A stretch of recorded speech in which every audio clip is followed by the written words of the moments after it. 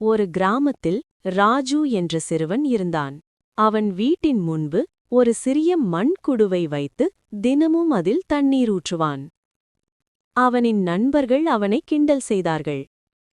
மழை இல்லாத இடத்துல தண்ணீர் வைக்கிறதால என்ன பயன்? ராஜு சிரிட்டுவிட்டு சொன்னான். யாருக்காவது தாகம் வந்தா உதவியாயிருக்கும். ஒரு நாள் கடுமையான வெயிலில் ஒரு நாய் தண்ணீர் கிடைக்காமல் தவித்தது.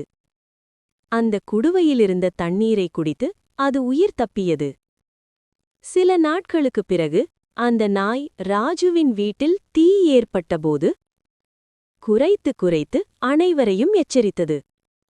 அதனால் ராஜுவின் குடும்பம் பெரிய விபத்திலிருந்து தப்பியது.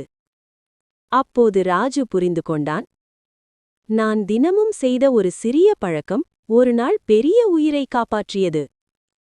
சிறிய நல்ல செயல் கூட ஒரு நாள் பெரிய மாற்றத்தை உருவாக்கும். இப்படியான கதைகளுக்கு லிட்டில் கேலக்ஸி டேல்ஸை சப்ஸ்கிரைப் பண்ணுங்க.